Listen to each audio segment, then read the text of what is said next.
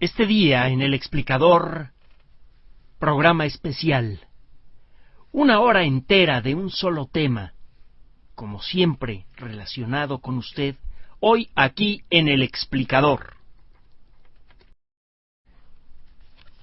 No es frecuente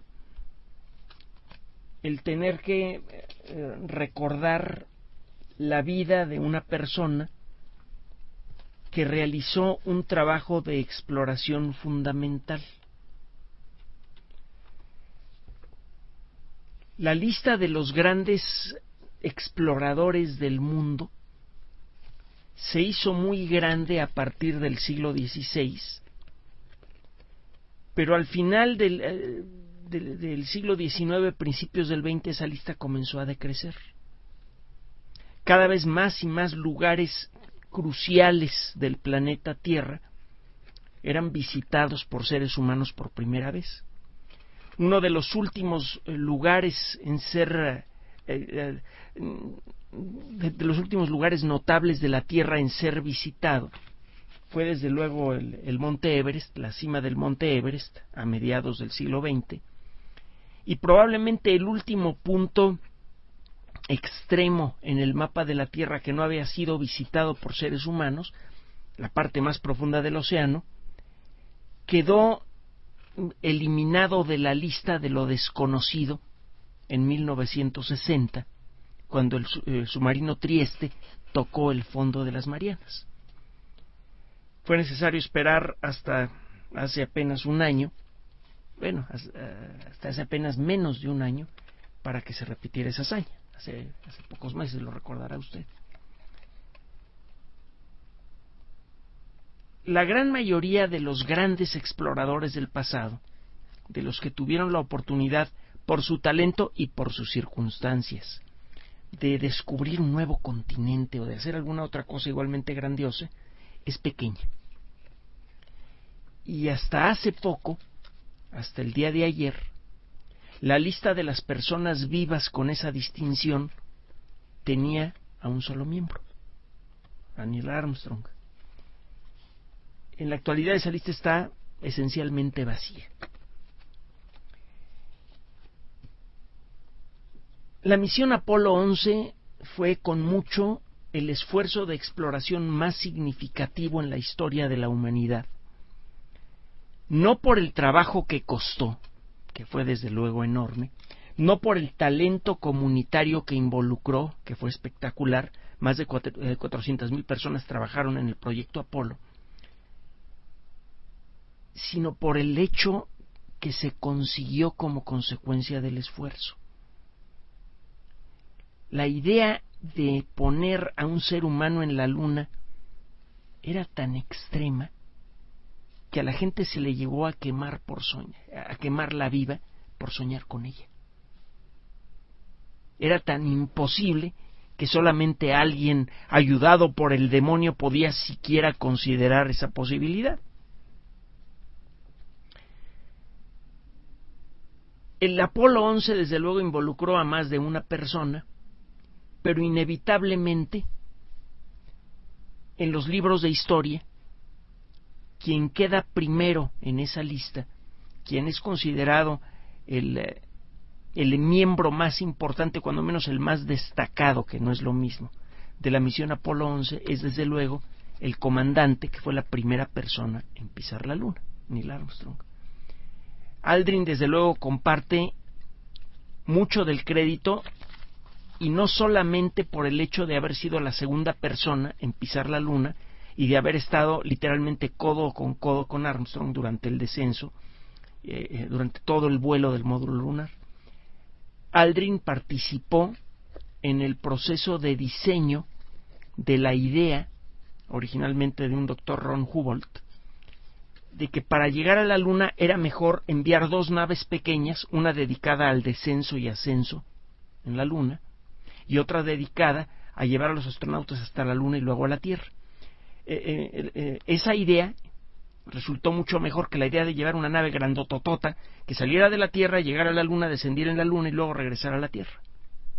Habría sido increíblemente más costoso, complejo y por lo tanto peligroso utilizar una nave única para ir a la Luna. Hubble estuvo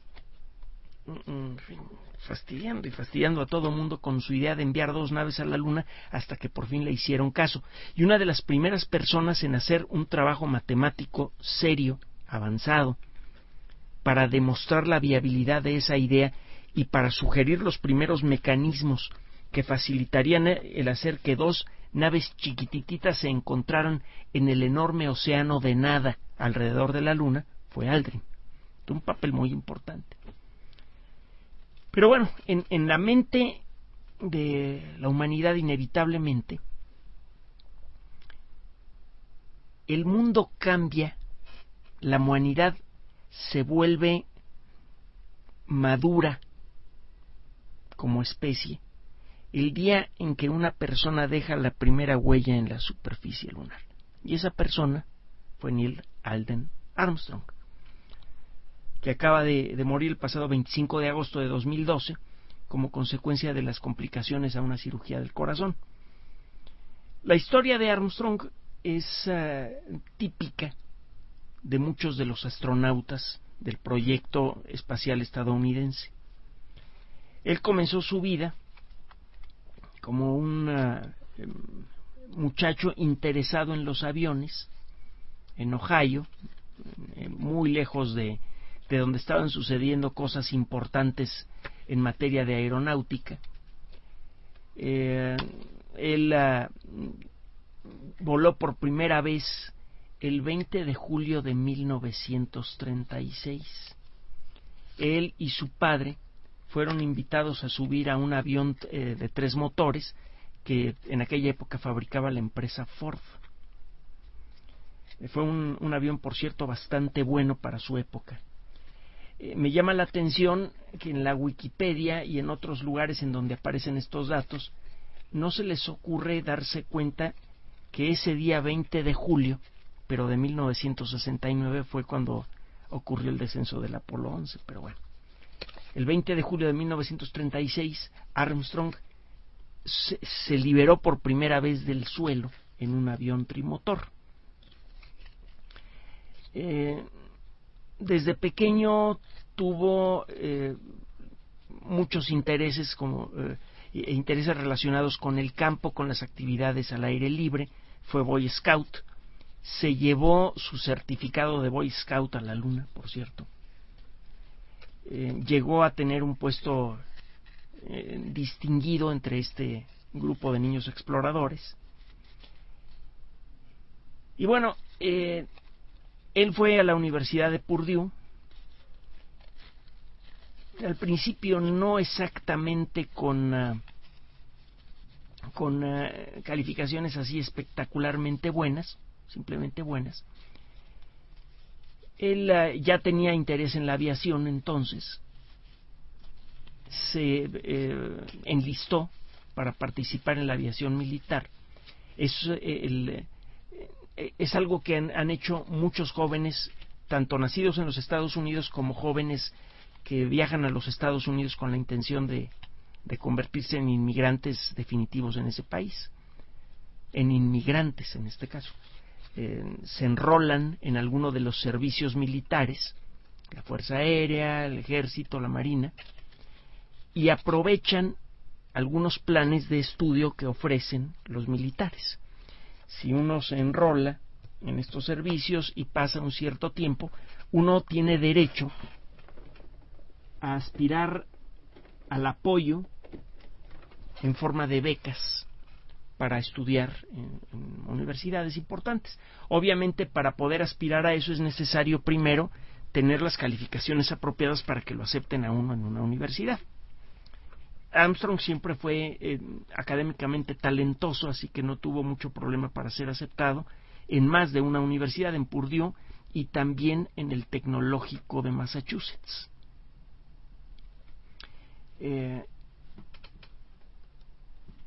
Armstrong fue a la guerra de Corea, al igual que sus otros compañeros del Apolo 11. Los 3 astronautas del Apolo 11 estuvieron en Corea. De hecho, Aldrin derribó aviones de combate enemigos durante esa guerra. Collins también tuvo una participación más o menos importante.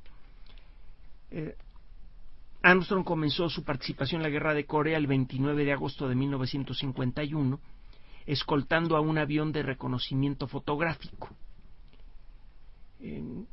Empezó a participar en otro tipo de misiones, y en una misión de bombardeo a baja altura, su avión fue atacado por fuego antiaéreo y por un momento perdió el control. Cuando por fin logró recuperar el control, se encontraba apenas a 6 metros de altura sobre el suelo. Y su avión, un Panther, que es un avión que apareció en varias películas sobre la Guerra de Corea. Si usted conoce una película que se llama Los Puentes de Tokko-ri, que en su época fue una película muy popular, a ver si me dice el nombre del actor principal de Los Puentes de Tokko-ri, una película muy conocida de los 50. Si usted ve esa película, va a ver un F-9F, que es el nombre formal del Panther, igual al avión que voló Armstrong. Este avión, el de Armstrong, estuvo a punto de estrellarse, recupera el control a 6 metros sobre el suelo, con tan mala suerte que había un poste en el camino que le pegó al ala derecha del avión. Después de mucho esfuerzo, Armstrong logró volar su avión hacia un territorio suficientemente amigable, y entonces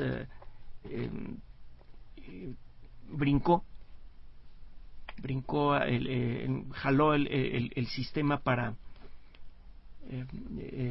la expulsión, el asiento expulsor, y fue rescatado poco tiempo después. Él voló 78 misiones de combate en Corea, recibió varias distinciones importantes por su participación allí, y finalmente el 21 de octubre de 1960 renunció al mundo militar. Salió con honores, ya no le interesaba participar en esto. Él regresa a la escuela, termina su educación profesional, que terminó con lo que se considera un buen promedio. En Estados Unidos se utilizan esquemas diferentes de calificación. En lugar de calificar del 1 al 10, se califica del 1 al 6. El tener una calificación de 5, de un promedio de 5, ya es bastante, muy bueno. Armstrong sacó un promedio de 4.8, que se considera distinguido. A él le interesaba mucho volar desde pequeño, sus estudios lo revelaron. En 1955 ya tenía un título profesional de ingeniería aeronáutica. Una vez que terminó su participación en la guerra, pudo culminar otros estudios más. Se casó. El primer matrimonio duró 38 años. Tuvieron 3 hijos. La hija intermedia, la única hija, que era la intermedia, sufrió cáncer, y en junio de 1961 fue cuando por fin el cáncer se manifestó en forma. El daño fue terrible, el cáncer fue en el cerebro. Eso afectó de muchas maneras diferentes a esta pobre niña, y pues imagínese usted lo que podría haber sido para la familia el haber perdido a la única hija, y en circunstancias especialmente duras. Bastante malo es que una hija muere en un accidente de automóvil, por ejemplo, pero la lenta muerte producida por el cáncer fue especialmente dolorosa para Armstrong y para su esposa. Una vez que se graduó de Purdue, él quería dedicarse no solamente al entendimiento teórico de los factores del vuelo. En la década de los 50 y 60 pasaban cosas espectaculares en materia de aeronáutica. después de varias décadas de esfuerzos fallidos, por fin se había conseguido hacer que un avión volara más rápido que el sonido.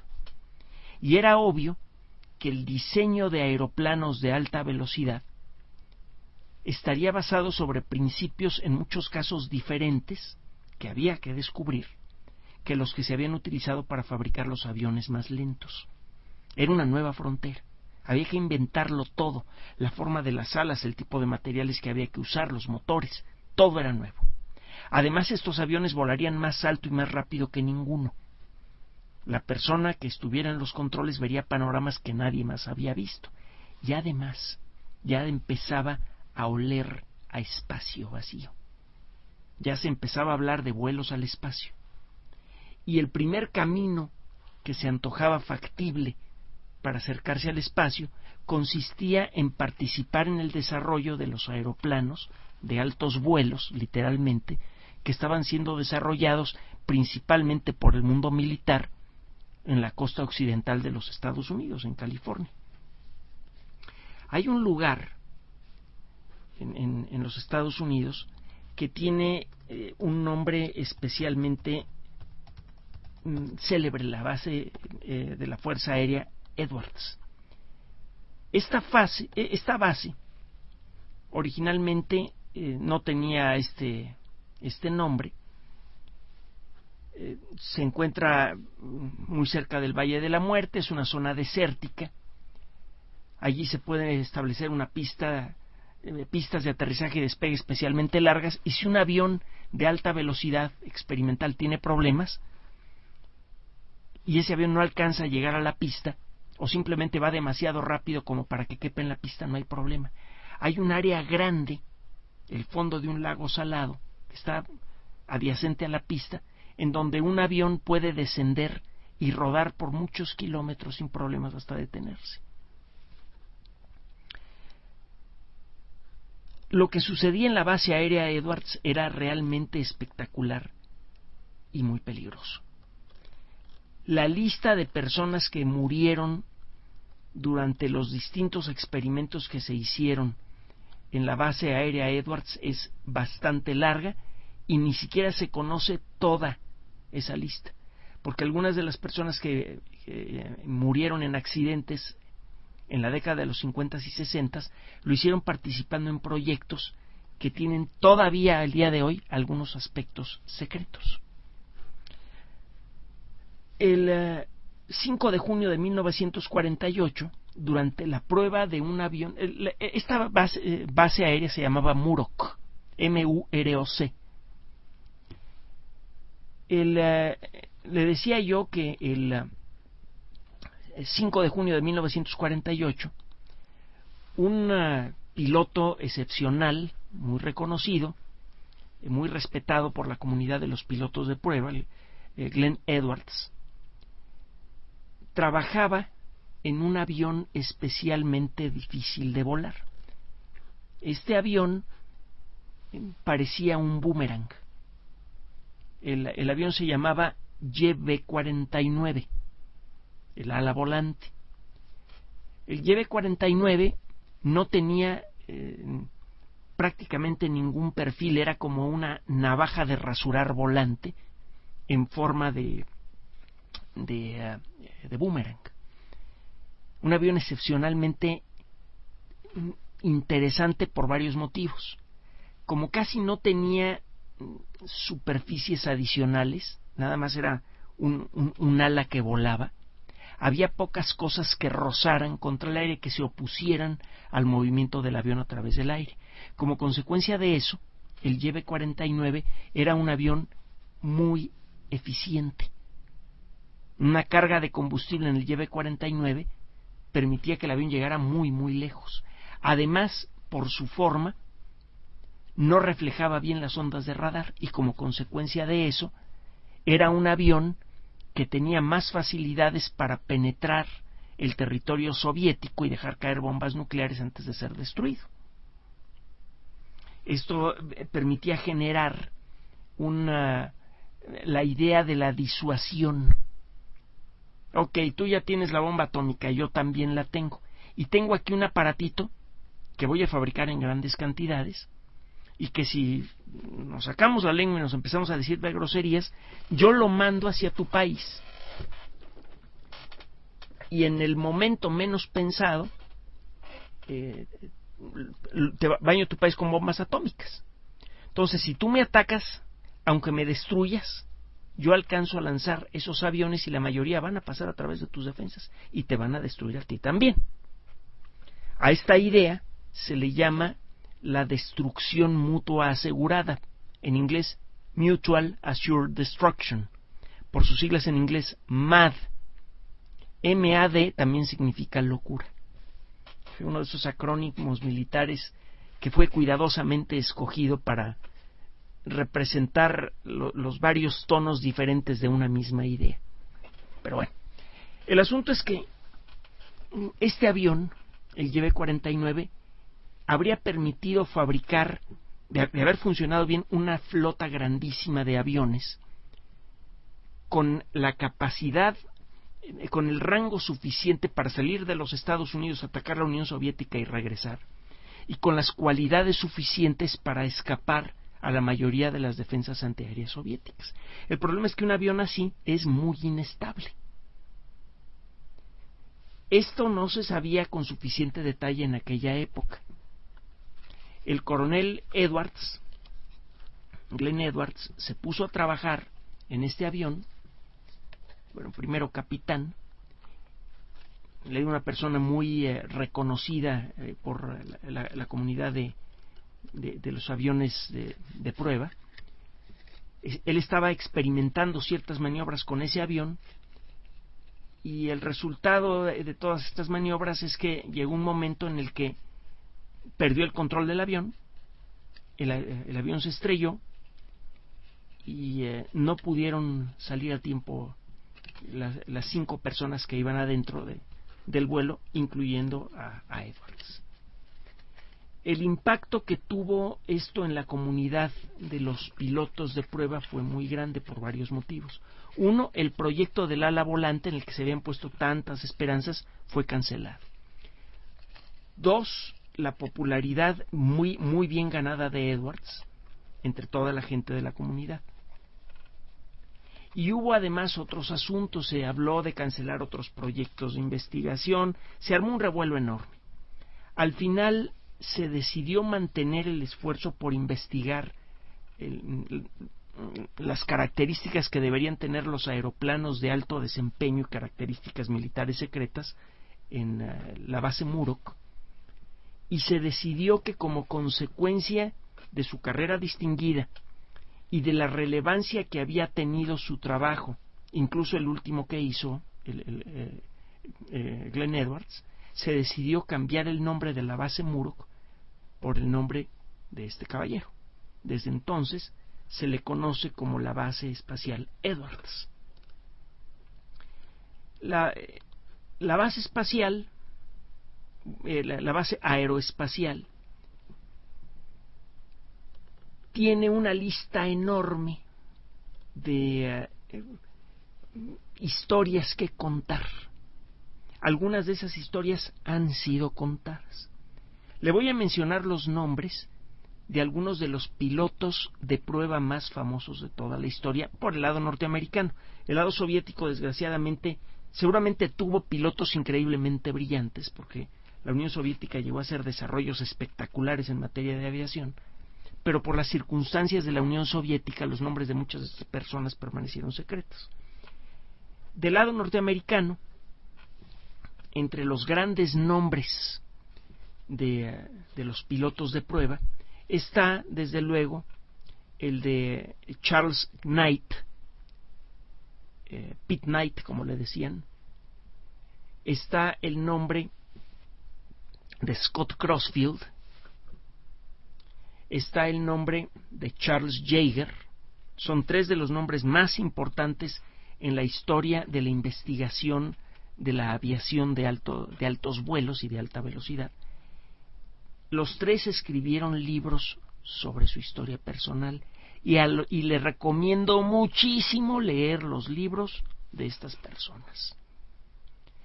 Charles Knight se escribe Knight, caballero, K-N-I-G-H-T. K-N-I-G-H-T. Charles Knight. A todos los Charles en los Estados Unidos les dicen Pete. P-E-T-E. Entonces lo va a encontrar usted como Charles Pitt Knight. Tiene un libro excelente. Scott con doble T, S-C-O-T-T, y luego Crossfield, C-R-O-S-S-F-I-E-L-D, Field. Scott Crossfield, otro de los supernombres del mundo de los pilotos de prueba. El rey de reyes de los pilotos de pruebas, Charles Yeager, Y-E-A-G-E-R, Yeager, con Y al principio. Ha escrito más de un libro Yeager. Busque todos los libros de estas personas y léalos. Son aventuras fascinantes, peligrosas y con gran trascendencia para entender las circunstancias del mundo moderno. A esos libros yo agrego otro que ya le mencioné antes, que me resulta especialmente atractivo por estar especialmente bien escrito. Se llama en inglés The Lonely Sky, el cielo solitario. El autor de The Lonely Sky es William Bridgman. Se escribe Bridgeman, el bridge como el juego de cartas, bridge y luego M-A-N, todo de corrido. Es un super libro, es de veras muy bonito libro. Ojalá y lo pueda conseguir.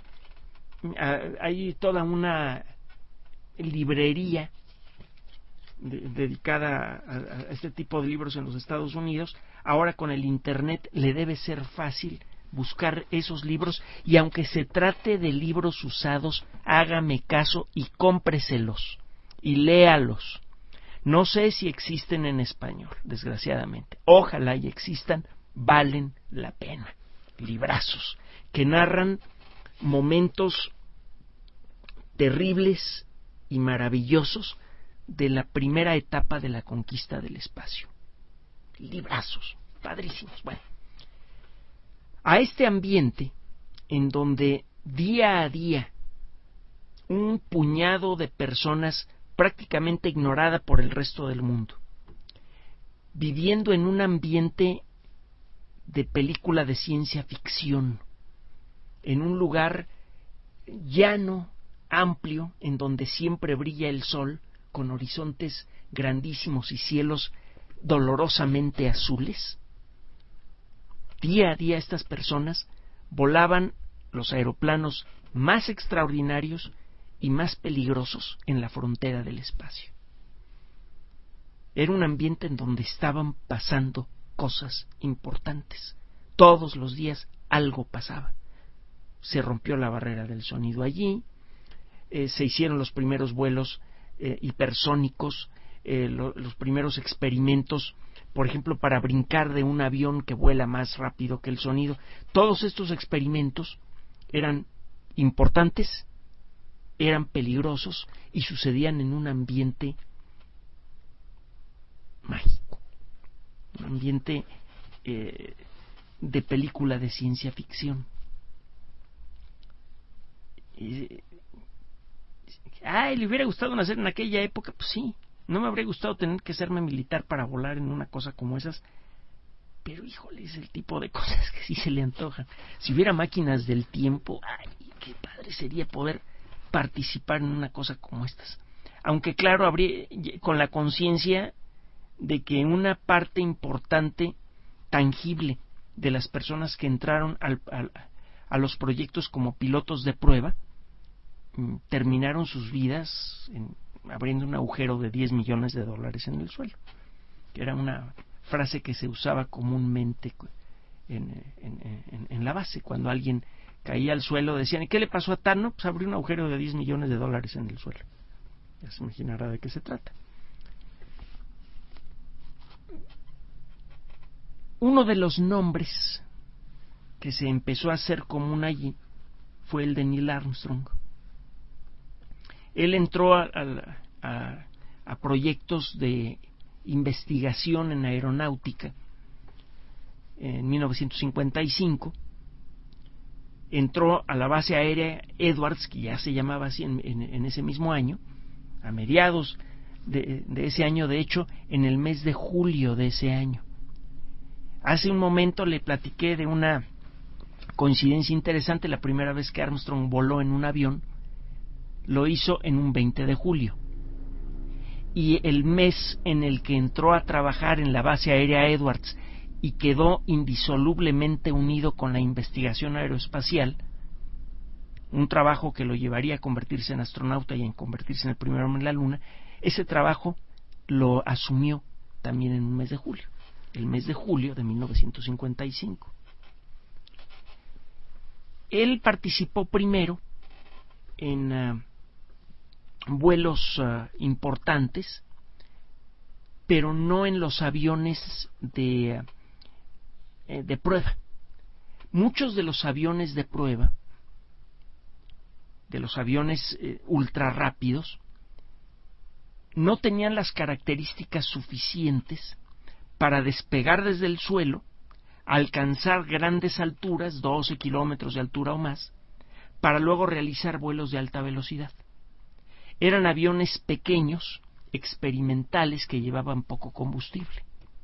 Para poder hacer la investigación necesaria con estos aviones, se hacía necesario pegarlos a otro avión más grande, más lento, más clásico. Este avión lentamente, a veces en cuestión de un par de horas o más, alcanzaba una gran altura y desde allí dejaba caer al avión experimental. Este avión prendía sus motores, realizaba sus maniobras y luego regresaba como un planeador de alta velocidad sin motor, en la mayoría de los casos, hasta la base aérea Edwards. De Armstrong, la comunidad de los pilotos de prueba no siempre tuvo buenas palabras. No siempre se profirieron buenas palabras. Armstrong fue una persona muy callada. Era muy de su familia y de sus amigos, pero fuera de esa comunidad simplemente no le gustaba hablar mucho. Y es una característica que retuvo por toda su vida. Una vez convertido en el héroe internacional, en el primer hombre en pisar la superficie lunar, prácticamente no concedió entrevistas durante el resto de su vida. Solo casi al final de su vida, cuando ya estaba, este mismo año, cuando ya estaba un poco más relajado, probablemente es que concedió por ahí una que otra entrevista. Las entrevistas con Armstrong fueron muy raras porque no le gustaba. No le gustaba dar entrevistas y no le gustaba tampoco que se hablara mucho de él, ni permitió que nadie hiciera libros sobre él. Hay una autobiografía autorizada de Armstrong que la hizo Armstrong en colaboración con un escritor. Por cierto, Armstrong participó en medios de comunicación masiva. Él fue el conductor de un programa que se llamaba First Flights, primeros vuelos.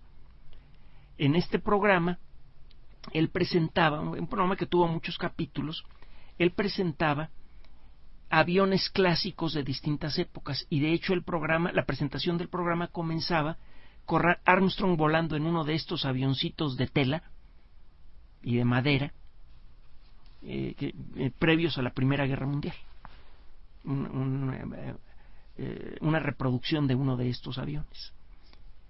No sé qué habrá sido de esta serie. Espero que la empiecen a pasar de nuevo en conmemoración de la vida de este caballero. Solamente salió una vez aquí en México, hasta donde yo sé, en televisión de paga, hace como 20 años.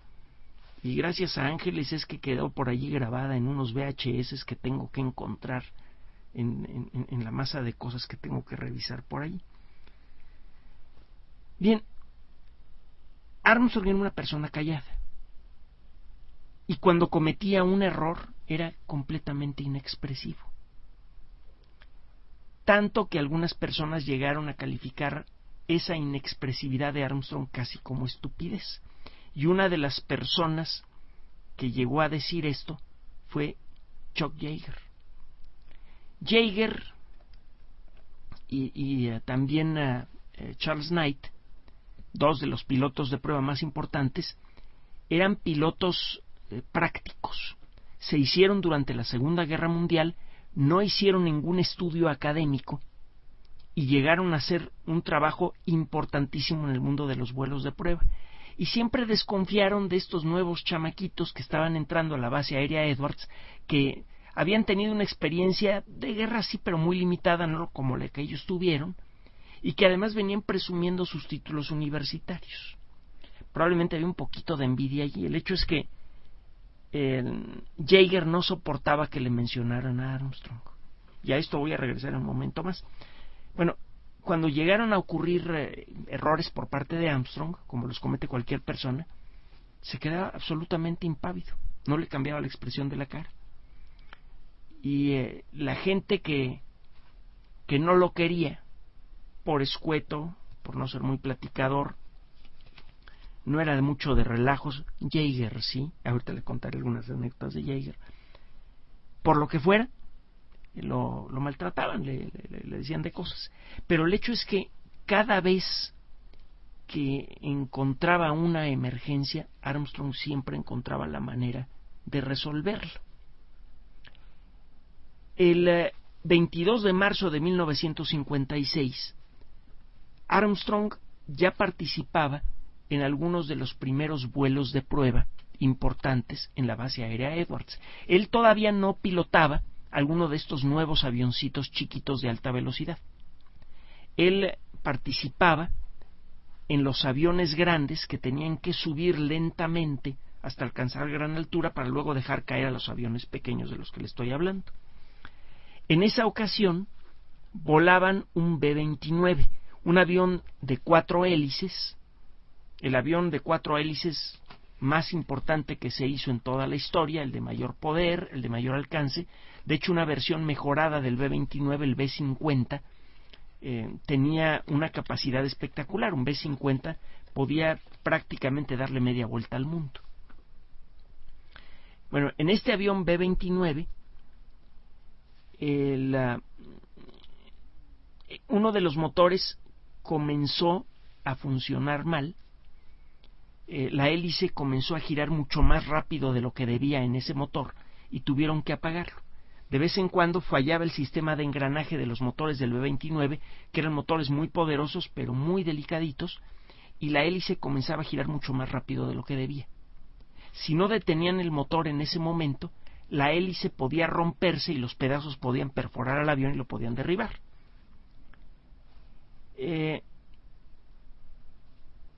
El motor, en este caso de este avión, se descompuso tan rápido que no hubo tiempo de apagarlo antes que se desintegrara, y los pedazos le pegaron a otro motor. En poco tiempo, el avión se quedó prácticamente sin dos de sus motores, y otro de los motores comenzó a fallar. Llegó un momento en el que el avión volaba con un solo motor. A pesar del peso extra del avión experimental, a pesar de las difíciles circunstancias que enfrentaron, lograron hacer descender con seguridad él y el piloto, otro personaje conocido en el mundo de la aviación, el señor Bouchard, Stan Bouchard. Lograron hacer descender este avión enorme, muy difícil de maniobrar, con un solo motor. Un avión diseñado para 4 motores.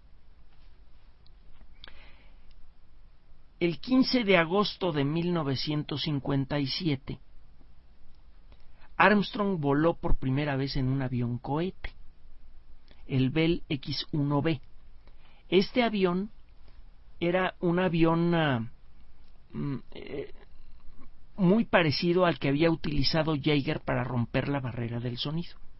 De hecho, es un avión casi idéntico al que se había utilizado para romper la barrera del sonido, pero con algunas modificaciones menores. Durante este vuelo, a la hora de descender, el tren de aterrizaje de la nariz del Bell X-1 se rompió. No es la primera vez que pasaba. Como consecuencia de una debilidad en el diseño del Bell X-1B, a la hora de descender, la nariz del avión generalmente baja muy rápido y el golpe frecuentemente rompía el tren de aterrizaje de la nariz. Esto pasó con el Bell X-1B y bueno, pues fue en su primer vuelo fue algo bastante desagradable. Más adelante Armstrong, que realizó muy bien su trabajo, fue invitado a participar en el avión de pruebas por excelencia de toda la historia. Un avión que fue diseñado en la década de los 50, se le hizo volar en la década de los 60 y todavía el día de hoy, en el 2012, es oficialmente el avión más rápido de toda la historia.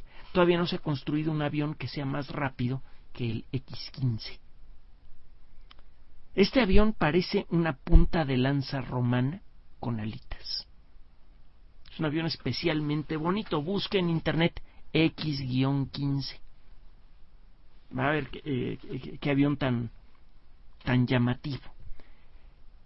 Este avión cohete solamente podía volar si era lanzado desde una altura de 12 kilómetros. Era tan grande y pesado y tenía que ser lanzado desde una altura tan importante que el B-29 no servía para lanzar estos aviones. Afortunadamente para ese entonces ya existía un superjet que fue diseñado como bombardero nuclear y que ha sido tan bueno que todavía sigue volando aún en la actualidad, el B-52. El B-52 parece un avión comercial, tiene más o menos la misma forma.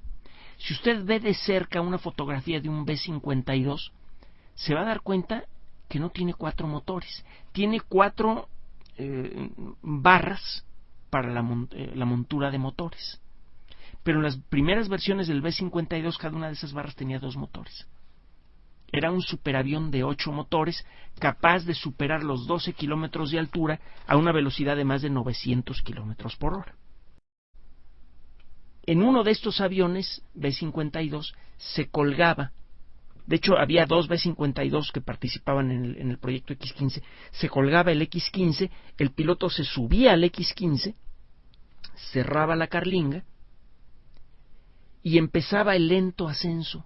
Bueno, lento a 900 kilómetros por hora, pero se ganaban relativamente pocos metros por segundo porque el X-15 es muy pesado. Se iniciaba el lento ascenso que podía durar 2 horas o más hasta que los aviones alcanzaban una altura superior a los 12 kilómetros. Allí, y volando a 900 kilómetros por hora, era liberado el X-15, el piloto prendía los motores, y si usted ve las filmaciones que puede usted encontrar en internet con mucha facilidad, verá cómo el avión primero comienza a caer y de pronto comienza a acelerar y a perderse y a perderse y a perderse. Y deja al B-52 como si estuviera parado. El X-15 llegó a alcanzar una velocidad superior a 7 veces la velocidad del sonido.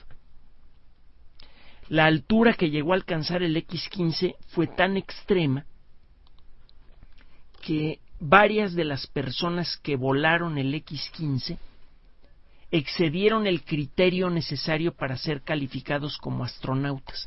En los Estados Unidos se considera que una persona que vuela de manera autónoma una nave por arriba de los 80 kilómetros de altura ya debe ser llamado astronauta. ¿Por qué?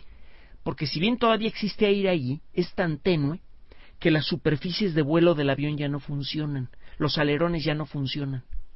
Para poder maniobrar esta nave a más de 80 kilómetros de altura, es necesario utilizar pequeños chorros de cohete, como los que usan las naves que se encuentran en camino a la Luna o que se encuentran en órbita terrestre.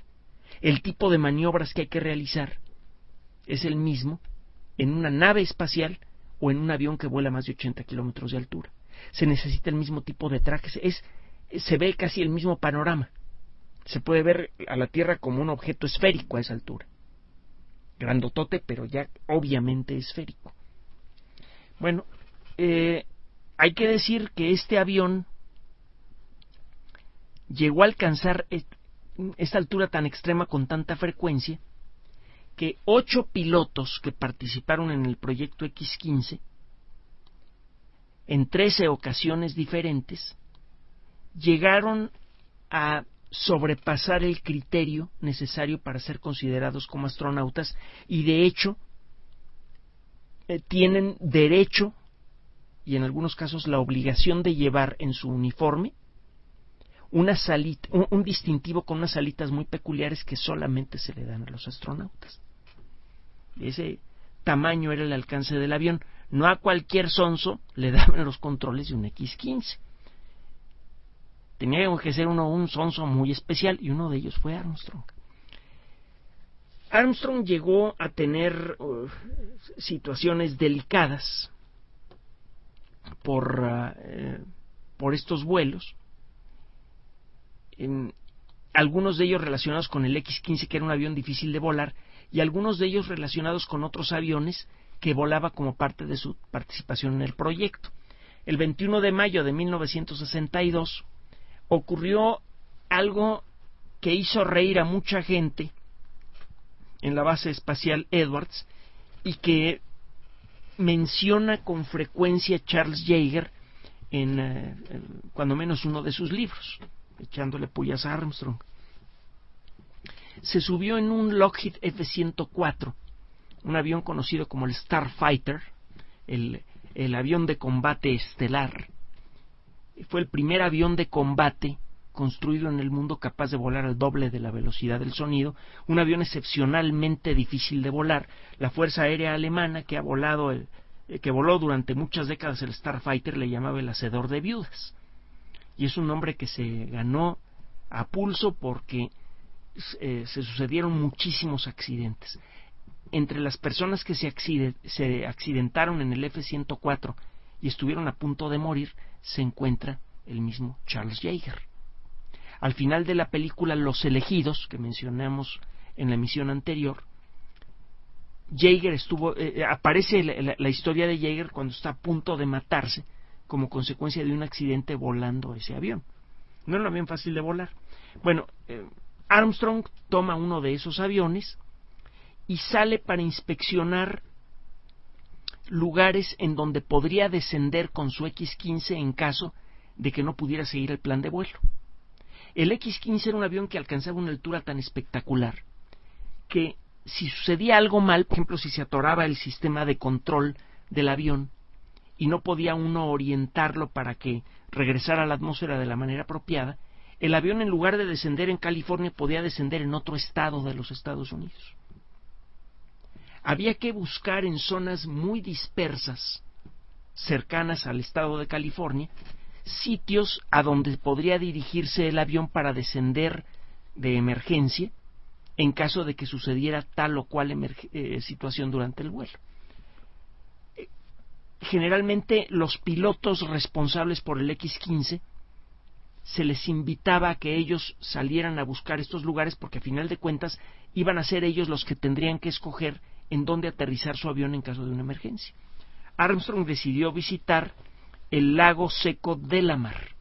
Hay muchos lugares en el estado de Nevada, en el estado de California y en toda esa zona de los Estados Unidos, que son los lechos secos de lagos que se secaron lentamente. Las sales que había en el agua de esos lagos se concentraron y formaron una superficie excepcionalmente suave que no siempre, generalmente, es lo suficientemente rígida como para soportar el peso de un avión grande que además baja a gran velocidad.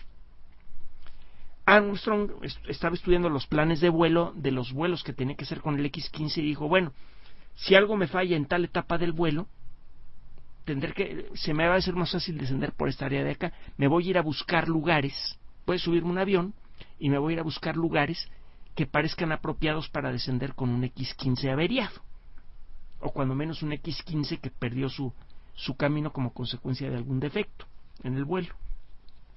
Encuentra el lago Delamar.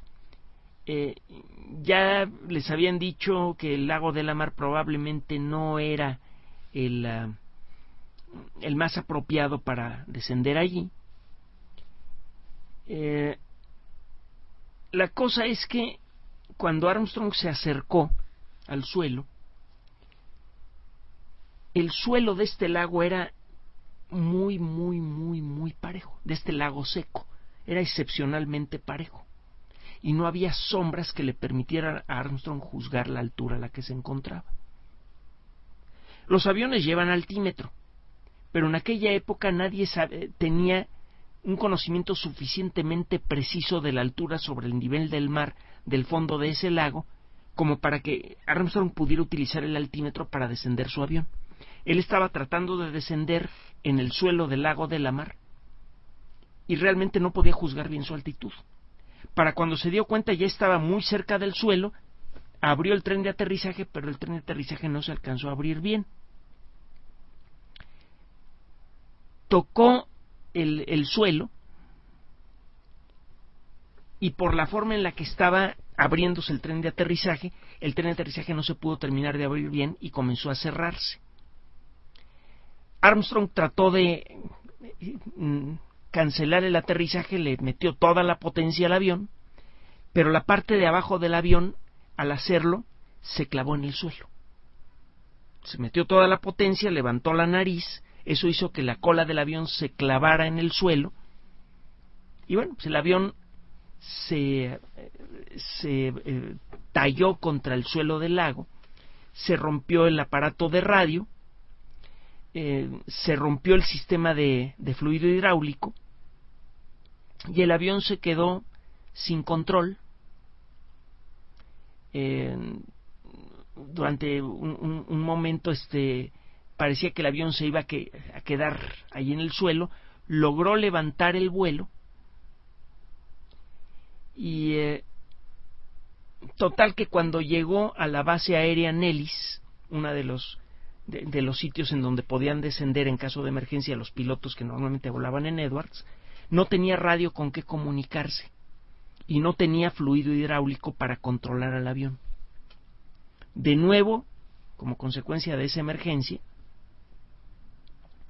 el avión descendió de manera difícil y después de muchos esfuerzos logró hacer que se detuviera. Dejó la pista hecha un asco, llena de los restos del fluido hidráulico que se le salía al avión. El avión llevaba un gancho metálico diseñado para agarrarse a unos cables de emergencia al final de la pista, como sucede en los portaaviones, pero el gancho no funcionó bien porque el gancho funciona con un sistema hidráulico y ya se había salido el fluido hidráulico del avión. No alcanzó a enganchar bien a la cadena que debería de tenerlo, rompió la cadena, la fue arrastrando por el suelo, la cadena lastimó la pista de aterrizaje, se armó un relajo tremendo. Tardaron 30 minutos en limpiar todo el tiradero que había dejado Armstrong. Fueron a recogerlo. Total, la historia sigue. Pasaron varias cosas. La persona que fue a recoger a Armstrong en otro avión F-104 pues no sabía volar bien el F-104, entonces cuando regresaron tuvieron otros problemitas. Total que fue un vuelo que parecía lleno de errores. Al final Armstrong había dañado un avión carísimo, había destrozado el suelo de la base aérea Nellis y se había convertido hasta cierto punto en el hazmerreír de los pilotos que francamente lo envidiaban.